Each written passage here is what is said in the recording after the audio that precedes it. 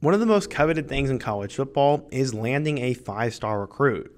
If you're the head coach of a program, whether it's Alabama, Florida State, Kansas, or even Northern Kentucky, you are happy to land a 5-star player at any time. He's the kind of player who's going to change your program, make your team a ton better, and probably go off to the NFL.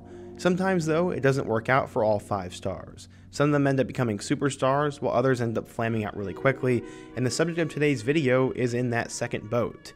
At one point, he was a 5-star recruit. He was the future of Florida State secondary, and just a couple years later, he's now at the FCS level. Today, I'm going to introduce you to Demorie Tate. We're going to talk about how he became a 5-star recruit to begin with, his weird time at Florida State, and why he is now at the FCS level. It's kind of an interesting story, but before we get started, if you're a big fan of college football, be sure to subscribe to the channel, leave a like if you want to support today's video, and let me know what player, team, topic, or situation I can cover next. Now let's get started and talk about what happened to Demorie Tate. So according to 24/7 Sports, Demorie Tate was a 5-star recruit, the number 3 corner, the number 4 player in the state of Florida, and the 22nd best player in the class of 2020. This was a huge get for new head coach Mike Norvell and the guy who recruited him, Odell Haggins. But going back in time, how did Tate get to this point, and what the heck ended up happening to him? Well, Demorie was born in Orlando, Florida in 2001, and he was the second youngest in a family of 6 kids. Each of his older brothers were also athletes, so he began his athletics career at an early age at just 5 years old. His dad was a former athlete who played multiple sports in high school, so sports being pushed in the house honestly made a lot of sense. Ever since he was a kid though, Demorie's athletic ability was completely obvious. Even if he wasn't all that extroverted enough to show it, he ran track in 6th grade and was faster than just about everybody else on the team, and was also the male athlete of the year in middle school for his 8th grade year. His dad said, quote, "I knew immediately that he was fast and that he was really fast, but he was also really shy."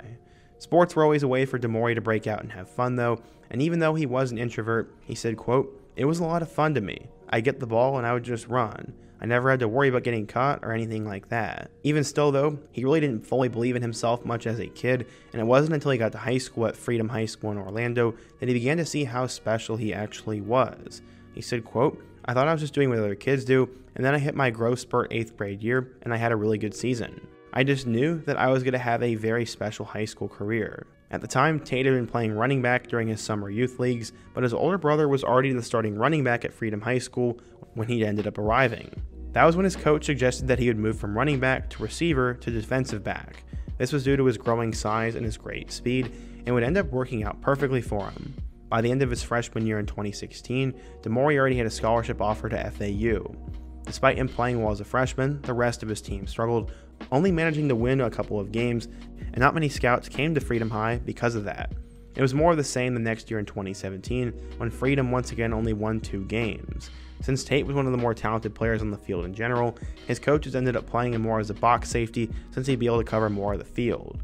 That meant he had to develop more as a tackler and put on more weight, which is exactly what he did.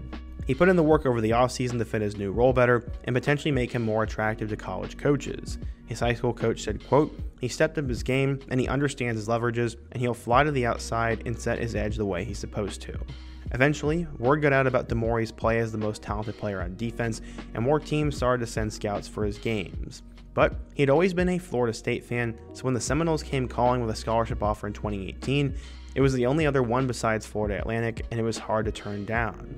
He committed to the Seminoles and then head coach Willie Taggart, saying, quote, "It's my dream school. I love the way they play ball. They're national champions, have a great culture, and I verbally committed to the coaches." So that summer between his sophomore and junior year, he attended a camp at Florida State, built a relationship with the coaches there, including their defensive coordinator Harlan Barnett, and after the camp, FSU decided they liked him at both corner and safety, so they would play him at either position that he wanted to.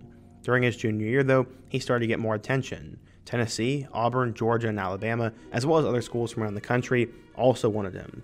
Despite playing at a prep school, it was a little hard to find stats for him from his high school playing days, so you will have to forgive me for that. But it just proves how dominant he was that every article that mentions Freedom High School also mentions his name at least once. He played both offense and defense for Freedom, and he lined up a receiver for the first offensive play, taking a pass 74 yards to the house. Despite that, he did play mostly on defense for that year, and Tate would decide to sign with Florida State by the end of his senior season in 2019. By this point, he was rated as a 4-star recruit and the 50th best player in the country. But as he got scouted more, he continued to blow up. Eventually he was ranked as high as number 22 overall in the country and the third best corner in his high school recruiting class. But then something would happen. Willie Taggart was fired and they'd have to get a new head coach.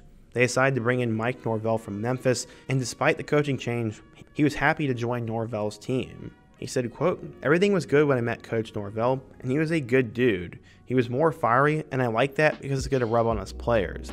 I think he's going to come in and keep changing the culture at FSU for the better." Norvell was also super excited for the signing, as he said, quote, "He's the highest ranked recruit in this class and somebody that I think has an incredible future. I think he'll be an all-around player, and he's a young man that has a chance to be a superstar in his future if he continues to progress and keep the mindset that he has going on." So yeah, Florida State fans and the coaching staff were super excited for him, and before graduating, he'd play in both the Under Armour All-American game and the opening finals, alongside multiple NFL players like Brian Bresee and Bryce Young. But how would Demorie Tate do at Florida State, and how did he go from being the most hyped up player in the class to now being at the FCS level? Well, let's take a look. So when Tate arrived at Florida State, he would decide to redshirt his first season in Tallahassee in 2020. At the time, scouts were saying he'd come in and after some development would become a first-round talent at the cornerback spot once he finally would step on the field. But his high school academics actually held him out of competing his first year. Coach Norvell said, quote, "He's actually having to take an academic redshirt due to some things from early in his high school career." Add this on top of the fact that 2020 was a crazy season for college sports and the world in general, and the Seminoles only ended up going 3-6, and it was clear they thought that he'd get a boost from his play next year. Despite this, the coaching staff did think he was having a good camp, and he would end up playing a significant role on the scout team for the Seminoles that year. His first redshirt year would come in 2021, and it was kind of disappointing. He made his college debut against UMass, playing 14 snaps in the game, and they ended up winning 59-3, but he did not record any stats. He struggled to find other time on the field the rest of the year, and this was extremely disappointing. He didn't manage to make any game action at all, and this trend continued for the next year in 2022 as well. He couldn't find a way onto the field for any of Florida State's games, despite the Seminoles and Norvell improving to 10-3 from a 5-7 record in 2021. You'd think after 3 seasons in a system that a former 5-star athlete might be able to crack the field, but no. Now, why was this? Well, that's what's interesting. Was Demorie overrated because of his status as the best player on the field in high school? No, I don't really think so. The Florida State coaches were legitimately impressed with what they saw from him, and he performed well at camps and was a legitimate high school All-American. But the defensive back room at Florida State has also been very talented during his time there. Guys like Jamie Robinson, Akeem Dent, and Amarian Cooper were all defensive backs in front of him, and they needed to be on the field and get plenty of snaps, and they might have taken a lot of valuable learning opportunities from him. But on top of all that, college football recruiting is sometimes just about luck, and maybe Demorie just didn't get lucky during his time at Florida State, or maybe he just wasn't able to adjust to the fast pace. I mean, playing in the ACC is a lot different than high school, and corner, I've heard, is the hardest position to play in football. So, after this was over, he decided to leave his dream school and enter the transfer portal. Despite his 5-star status, he didn't have any snaps to his name in 3 years, so he didn't get a single Power 5 offer that I know of.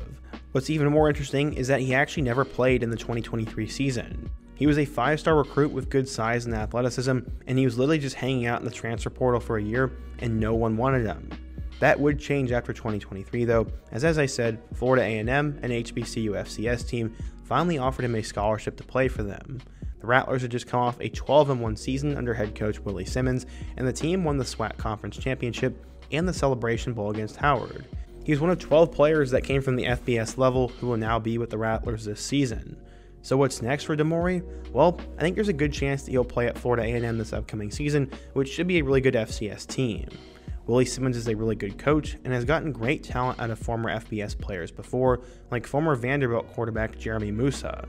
But is he a bust? Yes. Sadly, Demorie Tate never got on the field for Florida State and never lived up even close to his 5-star status.